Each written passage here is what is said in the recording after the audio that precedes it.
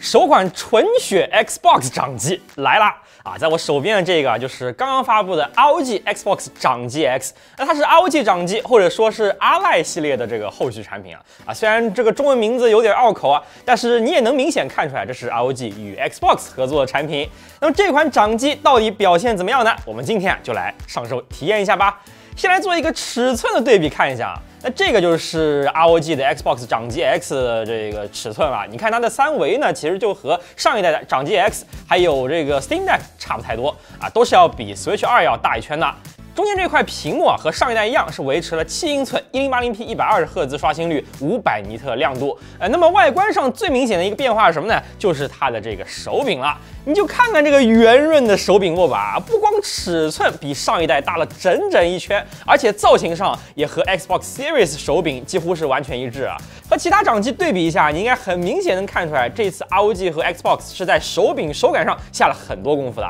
我握在手里啊，明显感觉 ROG 这次手柄就非常的贴合，你是真的感觉它是握得非常实的，就像是你在拿着一个 Xbox 的手柄一样。而且两侧的手柄啊，相比中间的掌机主体来说，是带一点倾斜角度的。实际上像以前的掌机呢，手柄和屏幕完全在同一平面，那但凡想要正视屏幕，你的手腕就得像这样，有点崴着，对吧？这个握姿就并不是很自然，时间久了之后呢，会不太舒服的。那 ROG 这一次就错开了一点角度啊，实际握在手里玩呢，感觉上确实要比以前舒服多了。虽然整机重量是比上一代略重的，但你反而能够玩更长的时间，不觉得累啊？那作为一台名字里有 Xbox 的掌机，这个系统层面呢，肯定也是有一些优化的啦。Xbox 掌机 X 就支持了全新的全屏体验模式，系统开机之后啊，自动进入一个基于 Xbox App 的全屏 UI。这个 UI 本身支持通过手柄操作，而且能够整合来自不同平台的游戏。除了 Xbox 之外，像是 Steam 啊，还有 Epic 啊，包括你自己下载的游戏，也都可以添加进去。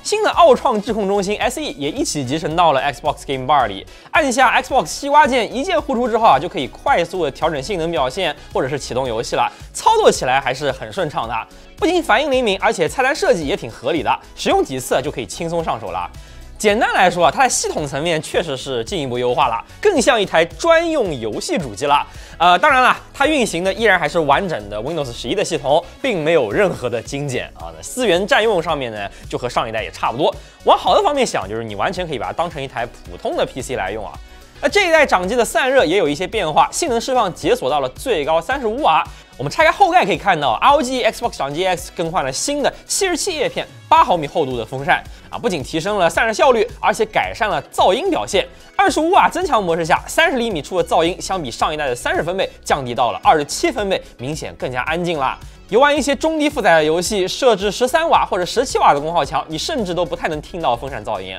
那么接下来我们移开这个散热模组啊，那再进一步移开这个散热模组，就能看到底下的 AMD Ryzen AI Z2 Extreme 的处理器了。把它磨开啊，就能看到真相了。这颗 AI Z2E 到底是个啥呢？其实啊，它就和 HX370用的是同一个代，但是在 HX370的基础上硬屏蔽了1个大核跟3个小核，总共3个 Zen 5加5个 Zen 5C 的 CPU 规格。那 HX370在用户侧其实是无法真正完全关闭 CPU 核心的，所以在有限的功耗预算下 ，Z2 Extreme 更少的 CPU 反而能让每个核跑在更高的频率，实际限定功耗下的游戏性能是比 HX370更好的。GPU 还是那一颗16 CPU 的 Radeon 890M 核显，单说规格算是相当庞大的了。值得一提的是 ，ROG 用的这颗 AI Z2 Extreme 和其他家用的普通 Z2 Extreme 还不太一样，它是没有屏蔽 HX370上那颗 NPU 的。那微软在 Windows 上做的一些 AI 功能，像是 Record 之类的，这台机器也是都能用得了的。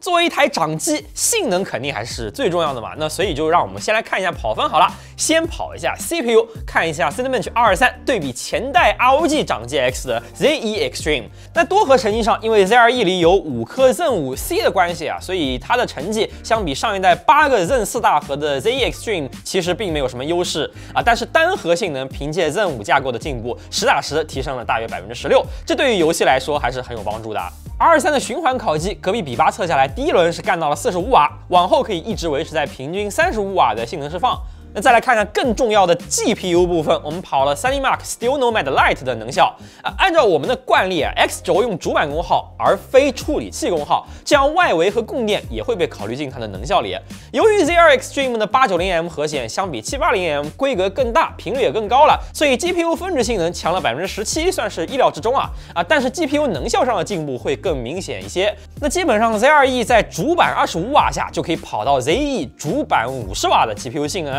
甚至得益于比 HX 3070机型更精简的 CPU 和外围，以及 ROG 对掌机的优化，它相比 HX 370机器的 GPU 能效也要更好一些。和英特尔 258V 的机型比起来，主板25瓦下，两者的表现是接近的。那至少对于一个大电池的主打中功耗段的掌机来说，这个 GPU 能效还是不错的。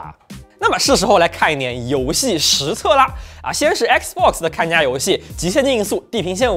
这款游戏的优化确实很好啊。Xbox 掌机 X 在拉满35瓦功耗强的性能下呢，1080P 高画质跑出了74帧，哪怕限制到17瓦功耗强都能够稳定60帧。而上一代掌机就要开放到25瓦功耗才能跑出这个17瓦的性能了。我们又跑了一下黑神话悟空，其实也是类似的表现，在 FSR 的帮助下，35瓦功耗强跑出了80帧，而17瓦功耗下也能够赶上前代30瓦的表现，哪怕把它限制到13瓦，也能跑到53帧，差不多是个能玩的水平啊。上一代的 ZE Extreme 在13瓦下会有明显的性能下降，而这一代的 ZR Extreme 很显然在中低功耗段是做了一些优化，至少现在这个13瓦的功耗强也算是可用啦。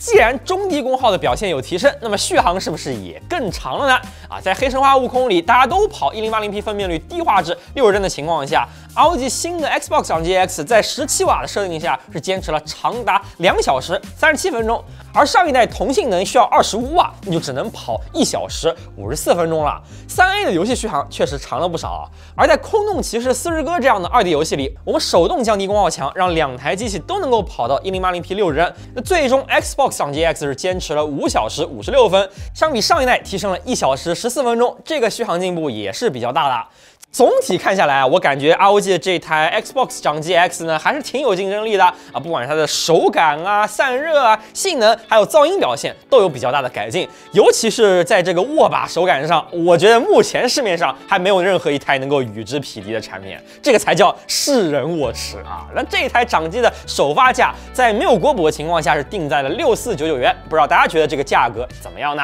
好了，以上就是本期上手体验的全部内容了，别忘了点赞、收藏、转发，也别忘了关注我们频道极客观，我们下次再见啦，拜拜。